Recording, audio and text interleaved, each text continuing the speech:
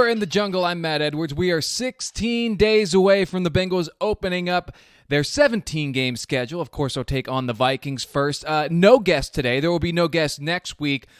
I am currently in the process. Some of you know I am getting married soon, the week before the NFL season kicks off. So I've been busy with that, busy with other things. No guest this week or next week. Next week will be my annual predictions show where I predict every team's record. I went 6 for 6 last year predicting the AFC playoff teams. I'll try to go 7 for 7 this year as the NFL add ones.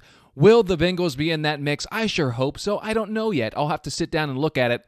As I've said all along, I just want them to get into December with a shot at a wild card, and I'll be happy. That's what I'm looking for. And once the regular season gets going, there will be guests aplenty. But for now, we're still in the preseason, and as you all know by now, Joe Burrow will play on Sunday versus Miami. The Dolphins, the team that allegedly, by the way, was willing to give up just a boatload of picks a year and a half ago to the Bengals so that they could draft Joe Burrow. They will now see him in the preseason finale. They are not playing many of their starters, if any at all, is Miami. Of course, the big news in Bengaldom is that Joe Burrow will play. We weren't sure if that was going to happen in the preseason. I'm happy he's playing. I think we're all happy he's playing because that tells us that he's healthy. What I'm curious to see, more than just him being on the field, is just how soon Zach Taylor is going to let Joe Burrow be Joe Burrow. Is it Sunday against Miami? I doubt it. Is it the first quarter against Minnesota? We certainly hope so. Maybe it's week 3 against those Devils from Pittsburgh. We don't know yet. And that's what I'm more curious to see than anything. I think we're all confident seeing him run around in Cincinnati during training camp, doing this and that and the other. He was going to play week 1 versus Minnesota. For me, it's a matter of how soon does he look comfortable? We know how Carson Palmer looked in 2006, and of course Madison's come a long way since then. And how soon does Zach Taylor say, okay, let's let Joe Burrow be Joe Burrow? Because once Joe Burrow can be the Joe Burrow we were starting to see before he got hurt last year, I don't care what anyone else says about this team, the Bengals can be contenders in the division. As good as we saw him start to come on and be last year, he beat the Titans. We saw him start to cook, right? Once we saw him, and remember, he didn't have a preseason last year. Once Joe Burrow can be the Joe Burrow we know he can be, the Bengals are contenders. I will stick by that. I will put a stamp on that. It's in there. And I think the Bengals have to try to let him be him sooner than later. I mean, I'm not saying he needs to play a full quarter against the Dolphins on Sunday, but if he goes in there and just hands the ball off twice and throws a quick slant, whatever, that's fine for the preseason. I would like to see a little more than that. I'd like to see him try to launch one to Jamar.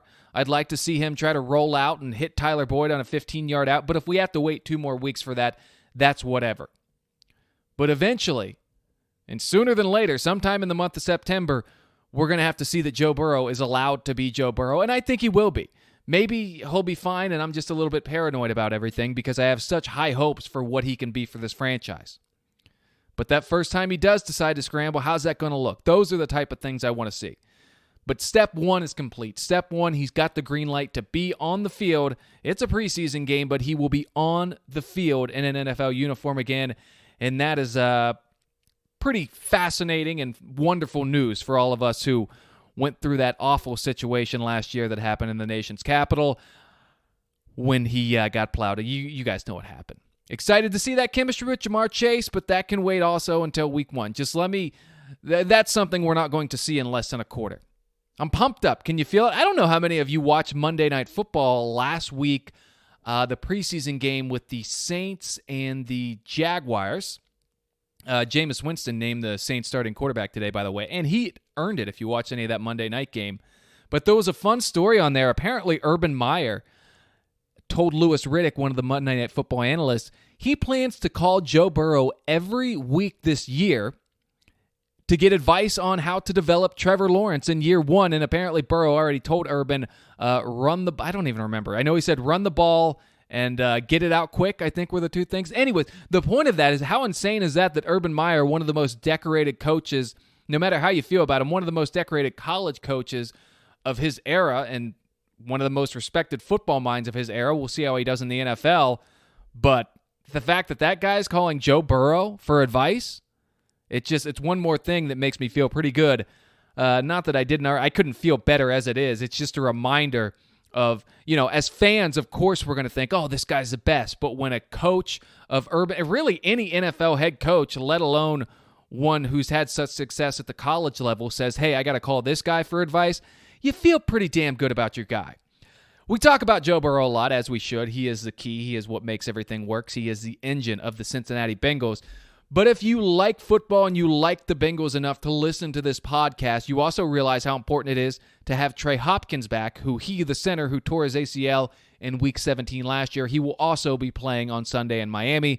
I would imagine, like Burrow, we'll see a series, maybe 2, out of Trey Hopkins. His comeback this soon is maybe even more impressive than Burrow's when you consider he's carrying a lot more weight on that knee than Burrow, and also he did it in Week 17. I think Joe was in Week 9, somewhere around there. So good for Trey Hopkins. Look, I've said how much I like the draft this year of the Bengals because they went heavy in the trenches. That's where I think they need guys. That's where they need Trey Hopkins back so bad because he is part of the offensive line, and I'm a big believer. Offensive line, defensive lines, get yourself a franchise quarterback. The rest will fall into place, right? The Joseph Osai injury stinks. The third-round rookie out of Texas looked magnificent, had one of the best preseason games for a rookie I can remember. But this offensive line and this defensive line, I feel the same way about both when I was watching them play Washington last weekend. The starters, I'm good with, especially on defense. I think they can be really, really good on defense. Sam Hubbard, Trey Hendrickson, DJ Reader, and Larry Ogunjobi, 2 of those guys added in the offseason. I love those 4 being out there. On offense, they've upgraded, sure, but on both sides of the line, they're one injury away from, I think, being in trouble. Right? I mean, on defense, you got Mike Daniels to sub in at tackle. After that, hopefully Cam Sample gets healthy. Even then, you're waiting on a day 3 draft pick rookie out of Tulsa to be your guy to step up. And I have high hopes for him, and we all know the Bengals are good at drafting 4th-round defensive linemen. We saw what happened with Geno Atkins, but that's kind of your best backup plan right now? And the defense is one thing, right? You can live with a bad defense. You don't want to, but it can get you by. On offense, we kind of know at this point Jackson Carman, the second-round pick, isn't going to start. I've talked about him enough. And anyone who's watched can understand why he wouldn't. Billy Price, kind of in the same boat. Both guys, high draft picks, big names, came from big programs. And in certain situations, they might have to be the next man up. How comfortable are we with that? Same thing with Michael Jordan. And I still have confidence in him. I've talked about it.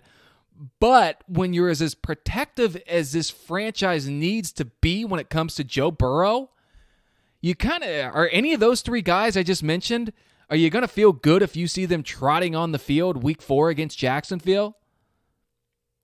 Are you going to feel good if we've got to get Deontay Smith, the rookie, another guy I really like as a rookie, but a day 3 rookie, if he's got to come in for a second half and sub in for either Riley Reif or Jonah Williams?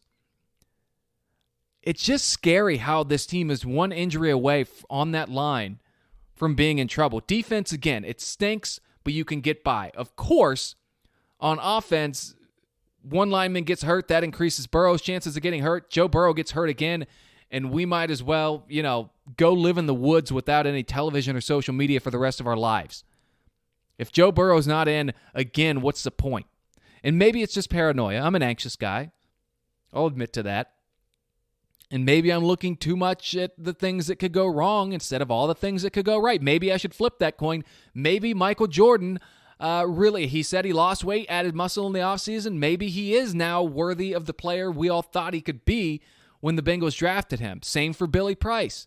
Jackson Carman, obviously a little younger at this point, but maybe I should have a more optimistic outlook. It's just hard to do that with the heartbreak I've seen over my 3 decades of life loving this team.